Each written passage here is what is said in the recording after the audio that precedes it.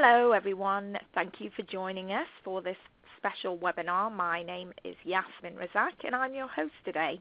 This is part of the Wealth Building CPA series of webinars to give our listeners and our watchers and readers and students out there an opportunity to learn about different aspects of building wealth.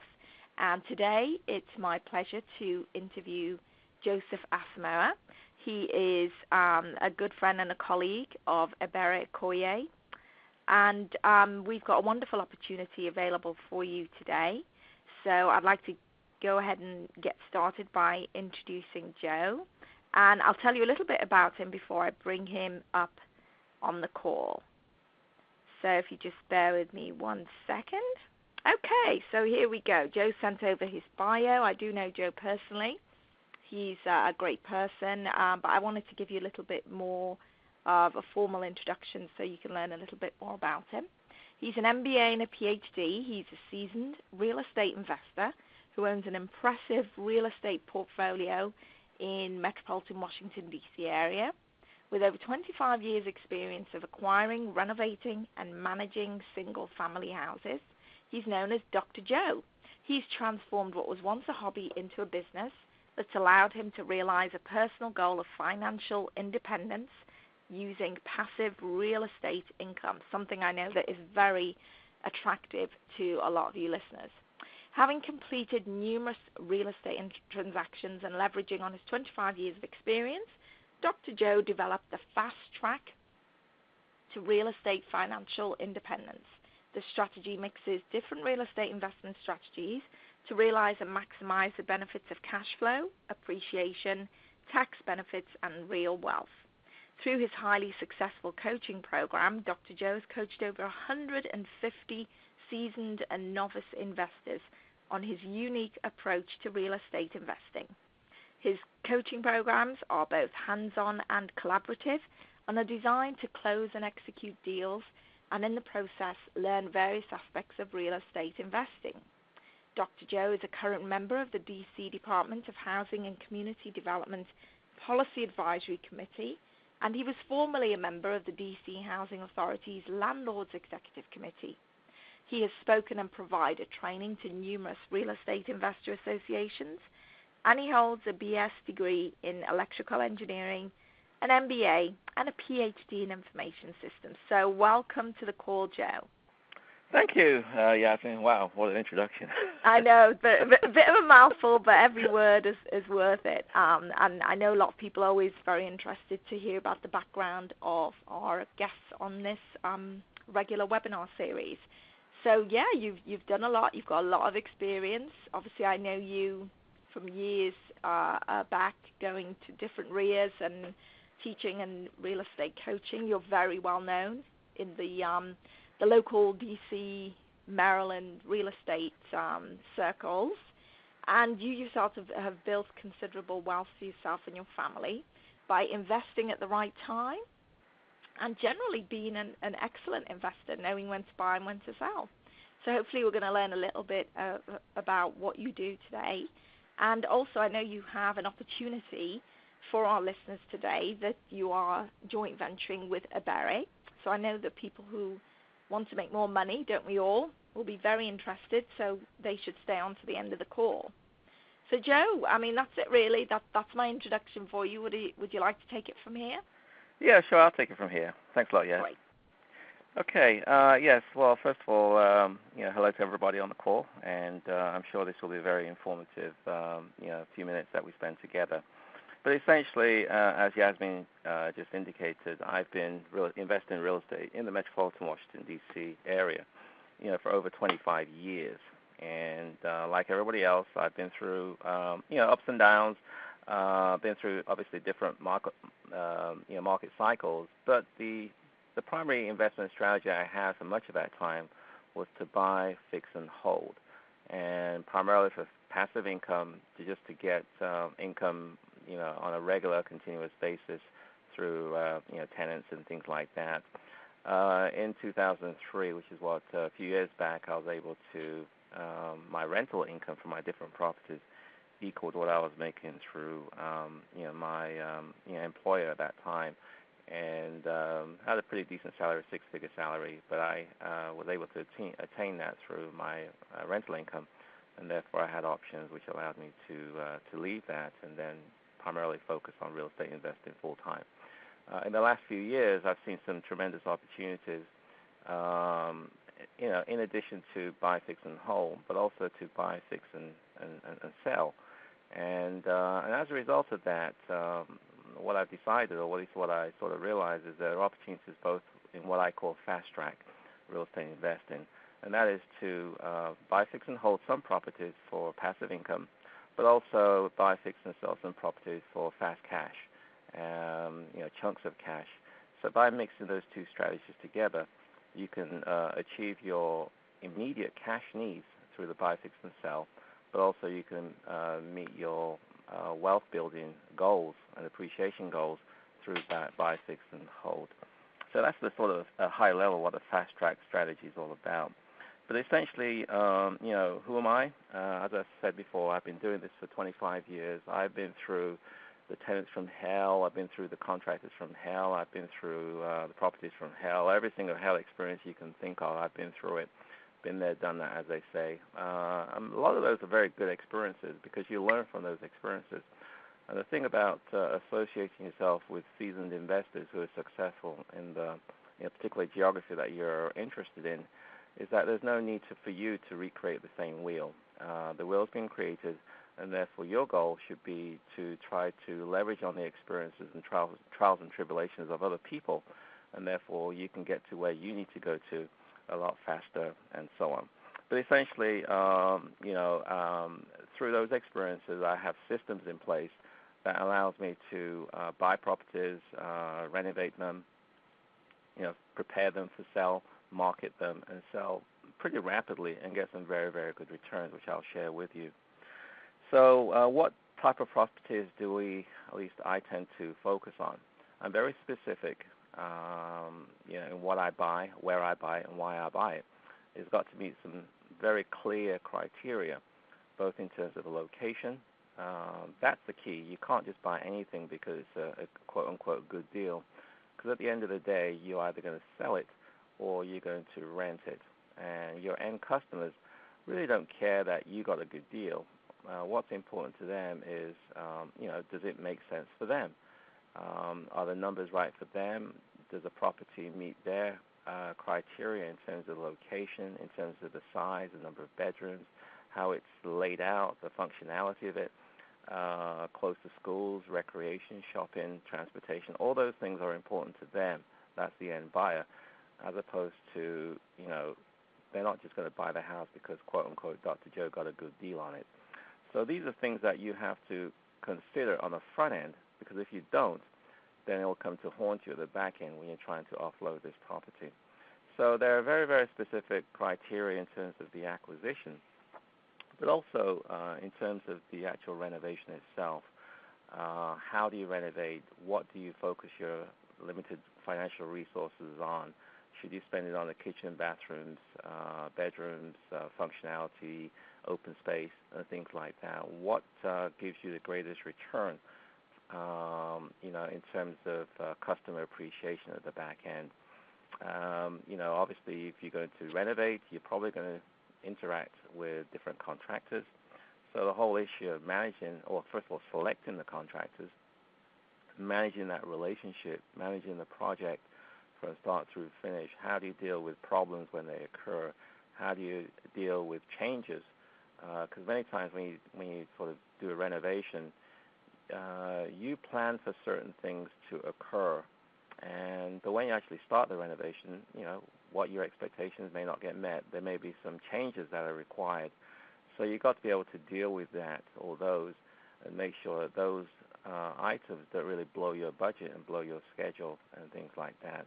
And also, how do you handle quality, workmanship, and making sure that the end product is a quality product that your users, or at least your customers, would value and want to go for. So these are some of the, the types of things that I look for. And also key is the financing. despite what the gurus tell you, you do need money to buy houses. It doesn't have to be your money, but you do need money.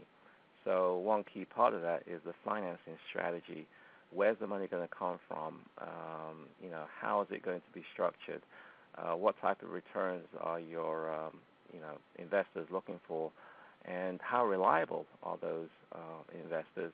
And secondly, lastly, I suppose, is what's in it for the investors to actually want to joint venture with you. So these are some of the things, some of the systems that I have in place, and that sort of explains what we do.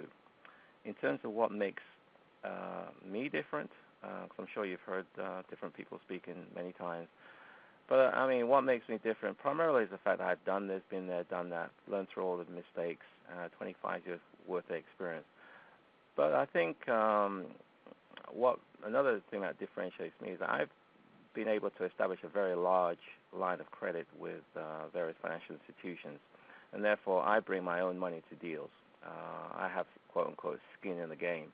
I'm not looking for other people to fund all the transaction or all the financing. I can bring a significant chunk of money to the table. So that's my, I suppose, differentiating factor compared to, other investors. I put my money where my mouth is, in essence. What are we looking from you as part of this this webinar? There's really two things. One is to expose you to the process of buy, fix, and sell, and also invite you to participate and partially fund some of the joint venture opportunities that Barry and I are working on. We feel that there are great opportunities, and also you'll benefit in two ways. What's in it for you? Two things. One is a very good return on your money, and secondly, because I've been active, I have an active coaching program. I'm able to provide those people who are interested the opportunity to see how a real deal is executed. You'll get the opportunity to visit some properties as we go through it. Also, you'll get the opportunity to see how it's done. You'll experience some of the key decisions that are made, how we deal with problems and situations that arise, and be able to really get a front seat at the table as we drive, or at least as we enter this journey from start to finish. So, that's something that I want to provide to people, because I think that earning good money is one thing, but being able to see it in real time, and therefore, hopefully, if you are interested, you'll get the confidence to say, well, maybe I can do this myself, and then maybe that's something you can venture into in the future. How do we protect your investments? Different ways. One is that we we purchase properties at very deep discounts, and obviously, we typically buy 25 to 30 to 35% below market value. The houses do need renovations, but that's okay because we have assistance in place to do that. But the goal is that at the end of the day, once the house is sold, the debt on the property is much, much lower than what the value of the house is. So you're protected in terms of your financial investments, and also you're protected because of the fact that I bring quite a significant amount of my own money to the table, and obviously I want to protect my investment, plus also protect your investment as well. And you have all types of vehicles in place to protect your money. Why you should do business with us? Because we have the experience, commitment, collateral, creditworthiness, good standing, reputation to make it all happen for you. So it really is a truly win-win. And what I want to do in this webinar is to kind of, next thing is talk about what I call the buy, renovate, and sell workflow. So, as you can see on the diagram in front of you, the buy, renovate, and sell workflow is really broken into three parts. At the first layer, it starts from going out there and finding a deal, making offers and negotiating all the way through to the point whereby you submit the ratified contract and you give it to your title company to actually start the title work. So that's what I call part one. part 2 on the diagram starts from the point whereby, okay, you now have this deal under contract. You now have to start thinking about what you're going to do to this house to transform it from its current state to its future state. So that's where you sort of develop what I call a statement of work. Negotiate with contractors, go to settlement, and ultimately you now have the keys to the house. So it's now your house now. And now we move on to what I call stage 3, which is the house is yours. You've got to now start the renovations and all the activities associated with that, from starting the renovations, completing the renovations, and marketing the house for sale, and selling the house, and returning your investments back. So that's stage 3, and so on. So let's just delve into each of those in a little bit more detail. I'll start with what I call part 1. Part 1 starts where we find the deal. There's lots of different ways to go find deals. One, obviously, is to market, develop relationships with real estate investors and real estate agents. A term that some people use is what they call wholesalers and bird dogs. These are people that are sort of in the streets looking for deals. They negotiate directly with a seller, or they may provide you with a lead. At some point, they'll provide you with an opportunity, and then you take away and negotiate and finalize that. So there are different ways in which you can get leads to you. But the bottom line is that you have to create what they call a funnel, where lots of opportunities or leads come in. Many of those, and you also make offers as well, many of these leads come into the funnel at the top end, and then some of those leads will obviously not pan out, and they'll just drift away and so on. So for every 10 offers or 10 leads, maybe only one will actually materialize. So you make many offers, and every now and then they may express some interest in one of these leads.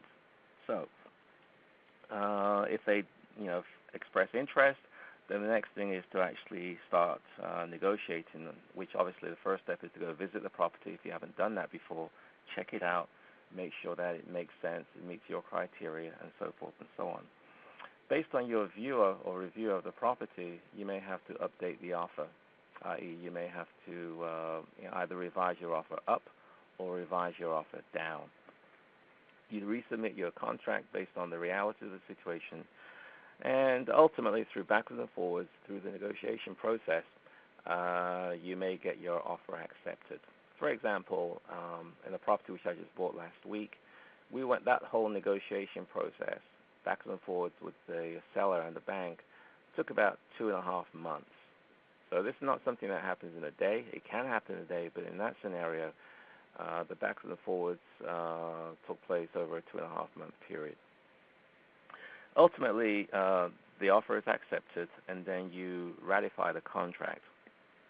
Once the contract is ratified, you can then submit it for title work to the settlement company. And the reason for doing this is to make sure that the seller actually does own the house, and make sure that there are no liens or what they call encumbrances on the property that will stop you from getting free and clear title.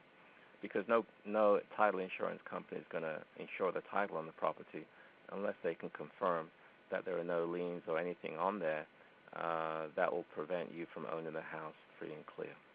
So that really pretty much ends what I call part 1 of this process, and then we'll sort of transition to part 2. Now, in part 2, again, where we are right now is that we have the contract, we have the house through a ratified contract. So we have a legal contract with the seller to buy this home. Assuming that the house needs renovations, the next step is to determine what should be done on the house in its final form, given the current condition of the property. So I call this, you need to develop what I call a statement of work. And this is things like, what do we do in the living room? What do we do in the dining room? What are we going to do in the kitchen? What are we going to do in the bathrooms? What are we going to do in the bedrooms? Which walls are we going to take out? Do we need to do some major improvements to the roof? Are the plumbing okay? Is electrical okay? All these kind of different things are items that go into the statement of work. I tend to try to do this myself first before I bring in the contractors, because I want to have a free, clear mind as to what I envision the place will be in the final state. Once I have the statement of work together, then I invite a series of contractors to the property who will then look at the property and the scope of work, and then will give me a bid. On top of that, you want to line up your insurance so that when you do go to settlement, you have your insurance in place. And the type of insurance that is necessary on properties like this is not your regular homeowner's policy, but it's what they call builder's risk, which covers vacant properties. Anyway, you line all that stuff up, and then ultimately you'll go to settlement, where you go to closing, I suppose. You review the HUD-1 prior to settlement, make sure everything's okay, and then ultimately you settle on the house, and the house is now yours. Once the house becomes yours, first thing I do is to go back to the home and change the locks to make sure that nobody can get back in again. And I will then contact the contractors to get a final bid, and also to make sure that I sign the contracts, whoever is selected for there. If there are permits that are required for the property, then I'll then start the process of getting the permits. And there may be different types of permits, things like electrical permit, building permits, plumbing permits, and things like that. So, you sign your contracts with the contractors, and you're good to go. You start the work, and which then transitions you to part 3 of the process workflow. So the work is starting. Everybody's, moving ahead. Work is activities taking place, and obviously you want to visit the property often to make sure that the work is being done per your criteria, per the statement of work and things like that. You'll then get written progress reports to make sure that if there are any issues taking place, that you can be notified of those and take care of them when they happen. If there are changes that need to take place, then obviously you want to be on top of that and deal with them as they come. And obviously, if there are problems, and there will be problems that require some creativity and thought, then that's something that you obviously need to deal with. So the idea is that depending on the type of renovation that's required, this could be several weeks, several months. You're going to be visiting the property on a regular basis. Towards the end of the project, you want to start pretty much defining and implementing your exit strategy. And in this case, the strategy is to sell the property. So you want to obviously identify prospective real estate agents if you haven't got any. You want to start preparing the property to be listed on the multiple listing service, or the MLS. And you want to make sure that you and the listing agent is on the same page in terms of how they're going to aggressively market and sell the property. Obviously, they're going to hopefully have their own network of potential buyers, which they'll tap into. Finally, at the end, when the project is ready, you're going to go through the house, cross-reference the initial statement of work with what the completion criteria is. You're going to inspect everything. You're going to make sure that the house is correctly done, and you pay off all the contractors, anybody that has performed work on you, and you get what you call the mechanic's lien release to make sure that they're not going to try to put a lien on the property and things like that. And what I do, which I strongly recommend, is what we call staging the house. Staging the house is essentially turning a house from a vacant, empty house to almost like a model home. I know that when you go to these new developments, a lot of the developers will create what they call the model home, where they'll really furnish it real nicely. They'll put all types of different decor artwork, furniture, floral arrangements, and things like that to really make the place stand out. I strongly believe in that, and that's something which I incorporate into all my projects. And so the idea is that you really get a first chance of a first impression. And we want the house to have a great first impression, because at the end of the day, people buy primarily on emotions, and therefore your property, they buy on emotions and justify the decision afterwards. So the idea is to provide, or at least to implement all the different types of emotional triggers that really catches people's attention, whether it be in terms of the living room, dining room, kitchen, bathrooms, bedrooms, layout, floral arrangements, artwork, furniture, TVs. All those things are incorporated in the final design, such that when people walk through my home, they know exactly what they get and they fall in love with the property. And because of that, the houses tend to sell a lot faster, and usually the prices that you're looking for. So at the end of the day, you implement your exit strategy, which I said before is to sell. You go to settlement, and that at a higher level is the process for the buy, renovate, and sell workflow, as you can see there. There are obviously a lot of ups and downs in through this, but again, that's the reason why you want to associate with people like myself who have the systems in place that can take care of the issues as and when they arise. And, by being a part of the joint venture opportunity, you'll see firsthand what we do, why we do what we do, how we do what we do, and also why we do what we do, and hopefully will give you the confidence to get a good return on your investment, but also to learn how to do this, so that in the future, if you feel that this is a strategy that you want to implement, your confidence level is much higher than if you had not been exposed to something like this. And therefore, really and truly in sync with Iberi's strategy and her goals of providing value add to her clients in terms of them realizing financial independence. This is something that will provide you at least a gateway towards doing that, whether you want to do buy, fix, and hold, or buy, fix, and sell. Any questions, Jess?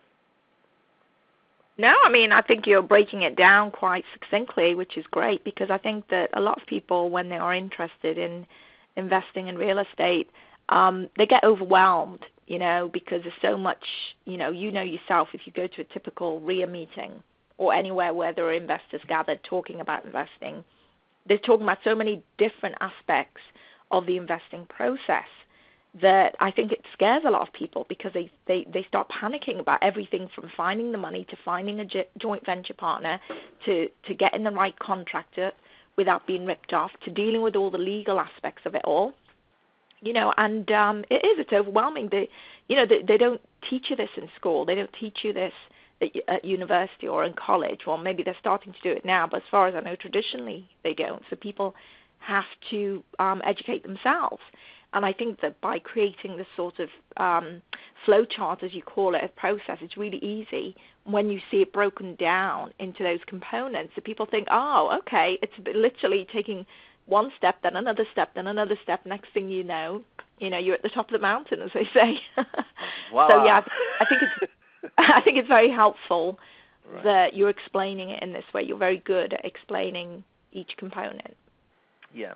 As you just said, it's very, it can be very intimidating, this,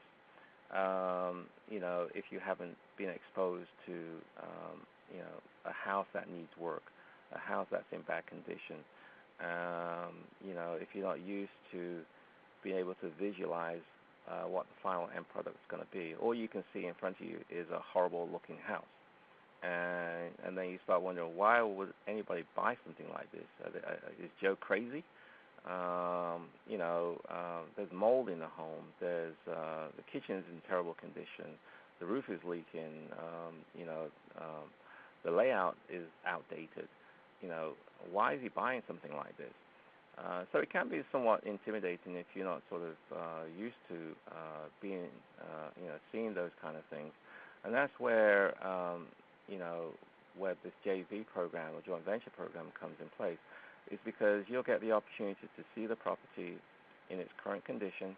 I'll kind of walk you through what we are going to do, what the plans are, and help you visualize, what the final product's going to be. I'll explain, which walls we're going to knock out, why we're going to knock out those walls, what we're going to do to the kitchen, what we're going to do to the bathrooms, what we're going to do to the living space, how we're going to make it more modern and open plan, and what the what the overall goals are going to be for this home.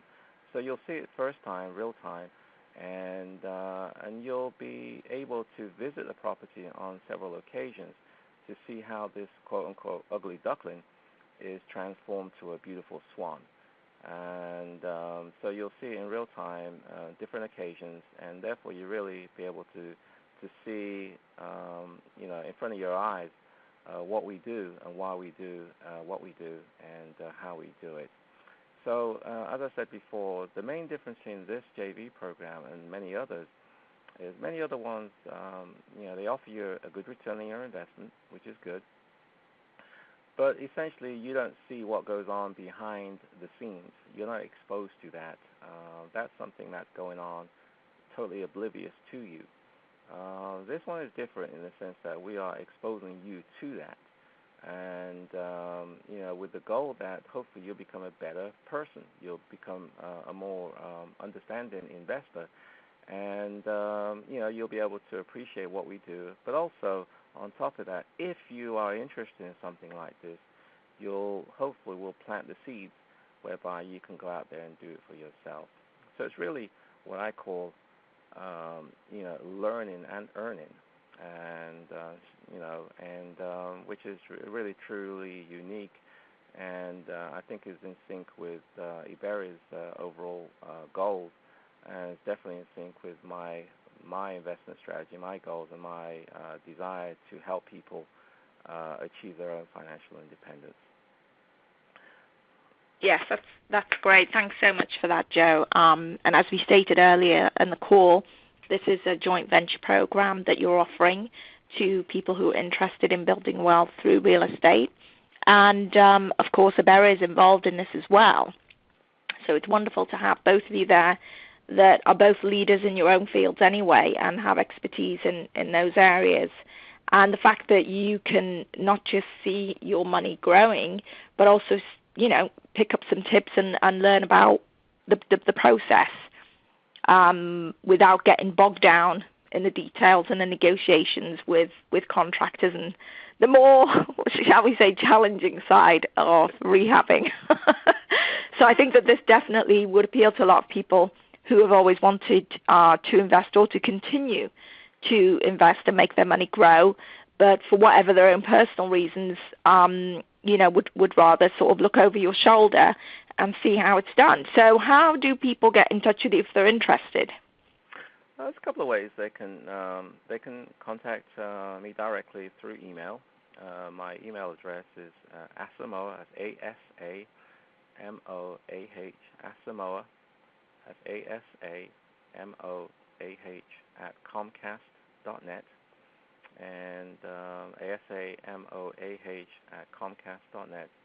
But also they can call me at 301-379-0357, 301-379-0357. I'll be more than happy to answer any questions you may have, and hopefully be able to provide you with the information you need to hopefully participate in one of the future joint ventures that we'll be doing in the coming weeks and months. Yes, that's another thing. We will be updating you with Joe and Ibere's progress on their different projects. So I don't know whether it will be a monthly thing or, just as the information comes in, we will be giving you brief updates either via other webinars and also details on deals that you can jump in on and invest in probably via email as well. So we will give you plenty of information, But it's like anything else. The early bird gets the worm. So if you're interested in getting more information, I suggest you do give Joe a call or email him, and start making things better for yourself and for your family, and finding out about this wonderful world of real estate investing. So Joe, thanks very much. Any parting words before we end the call? No, just to, again, summarize, we are experts. We know what we're doing. We've done this many times, and our systems work, and they're proven. We have a very systemized approach that really guarantees home appreciation. We force appreciation, based on the strategies that we implement for the renovations. We have the experience, the know-how. We have a proven track record. And ultimately, we look forward to working with you on future opportunities. And again, we are desiring a good return for your money, and also provide you the opportunity to see how a real deal is done in real time, and therefore learn and earn as well. Great, learn and earn. I love that. You're going to have to trademark that, Joe. If nobody else hasn't done it already. Okay, you can see Joe's email address and phone number on the screen, so please do get in touch with Joe. And thanks so much again for tuning in, and we will give you regular updates. So until then, have a wonderful day. Joe, thanks again for all your information. Thanks, yes, I appreciate it. All right, bye-bye.